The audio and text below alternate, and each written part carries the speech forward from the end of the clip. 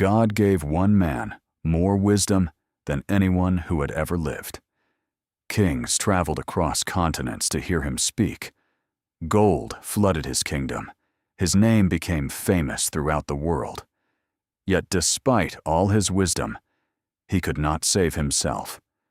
The greatest king Israel ever knew would eventually break the very commandments he understood better than anyone. And the kingdom he built would begin collapsing because of it. This is the rise and fall of King Solomon, born from scandal, chosen by God, and destroyed by desire. Before he became the wisest king who ever lived.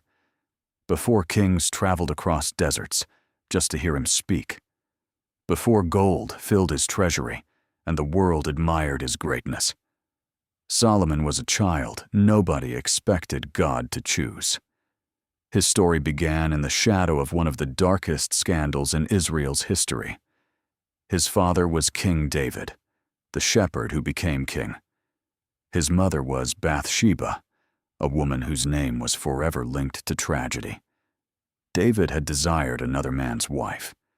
Then, to hide his sin, he arranged for her husband, Uriah, to die on the battlefield. God was displeased. The first child born from that relationship did not survive. The royal palace was filled with grief. It seemed like the end of a terrible chapter.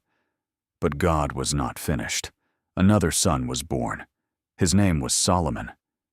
Few could have imagined that this child, born after scandal and sorrow, would one day become the most famous king in Israel's history.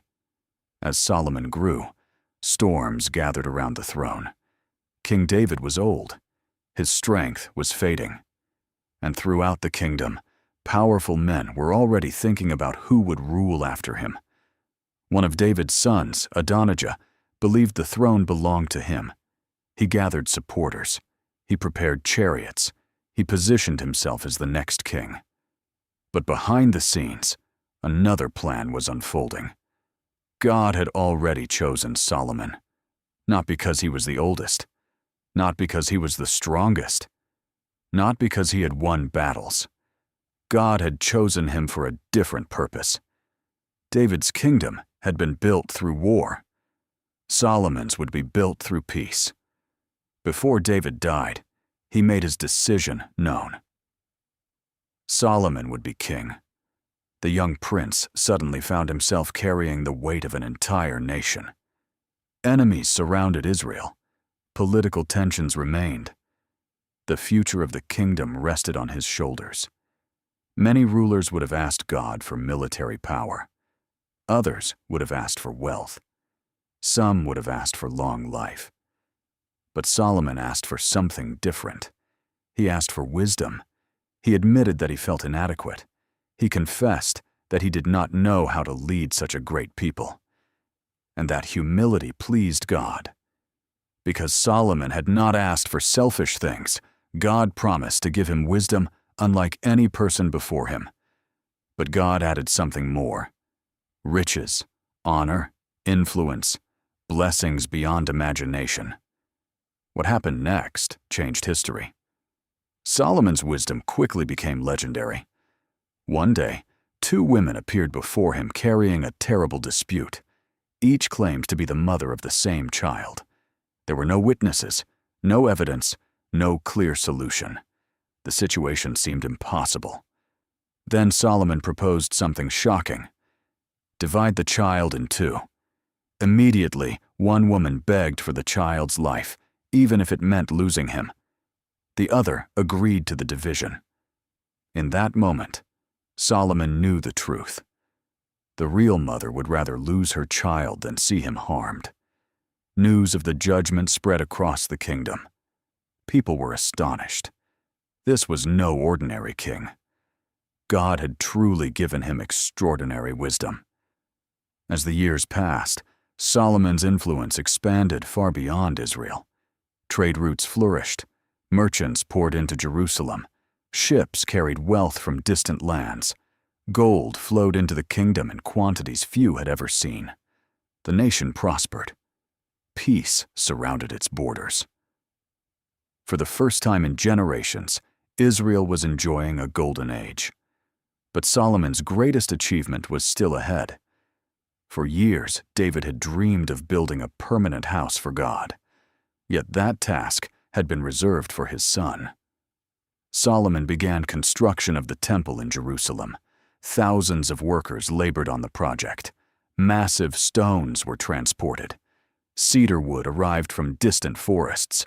Skilled craftsmen shaped every detail. Year after year, the structure rose higher, until finally the temple stood complete. It was magnificent. Its walls gleamed. Its courts were filled with worshipers. Its beauty reflected the glory of God. When Solomon dedicated the temple, the nation gathered. The king stood before the people and prayed. He acknowledged that no building could truly contain the Creator of heaven and earth. Yet he asked God to place His presence there and hear the prayers offered from that place. The moment became one of the greatest spiritual events in Israel's history. The kingdom seemed unstoppable. Solomon's fame crossed borders and oceans. Stories of his wisdom spread throughout the ancient world. Among those who heard of him was the Queen of Sheba. She traveled a great distance to see whether the reports were true. When she arrived, she tested Solomon with difficult questions. Question after question. Challenge after challenge. The king answered them all. She toured his palace. She saw his servants. She witnessed his organization. She observed his wealth, and she was overwhelmed. The stories she had heard were only half the truth. Solomon's greatness had surpassed every rumor. At that moment, he stood at the peak of human success.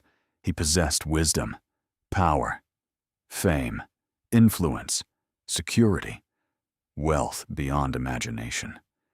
Many people spend their entire lives chasing even one of those things. Solomon had all of them. Yet hidden beneath the surface, another story was developing. A dangerous story. One that would eventually destroy everything. God had given clear instructions to Israel's kings. They were not to multiply horses. They were not to accumulate excessive wealth. And they were not to multiply wives for themselves. These commands were not arbitrary. God understood the dangers that came with unchecked power. But slowly, Solomon began ignoring those warnings. His collection of wealth continued to grow. His ambitions expanded, and his relationships multiplied. Many of Solomon's marriages were political alliances. Foreign princesses entered Jerusalem from neighboring kingdoms. Each marriage strengthened diplomatic ties. At first, it may have seemed practical, even beneficial. But compromise rarely arrives all at once. It begins with small steps, then another, until a person suddenly finds themselves far from where they once stood. Over time, Solomon accumulated hundreds of wives and concubines. The number became staggering. 700 wives, 300 concubines. But the problem was never simply the number. The greater danger was influence. Many of these women came from nations that worshipped other gods, and eventually they brought their beliefs with them. The king who had built God's temple began allowing shrines to foreign gods. Altars appeared on the hills surrounding Jerusalem. The same man who had prayed before the temple now tolerated practices God had forbidden. It was one of the most tragic reversals in Scripture. The wisest man in the world was making foolish decisions. Not because he lacked knowledge, but because knowledge and obedience are not the same thing. A person can know what is right and still choose another path. Solomon's wisdom could guide nations, yet it could not force his own heart to remain faithful. God saw what was happening, and he was displeased. The king who had been blessed beyond measure was turning away from the one who had given him everything. God declared that judgment would come. The kingdom would not remain united forever. Because of David's covenant, the disaster would not fully unfold during Solomon's lifetime. But the consequences had already begun. The foundation was cracking. The golden age was nearing its end. Years passed.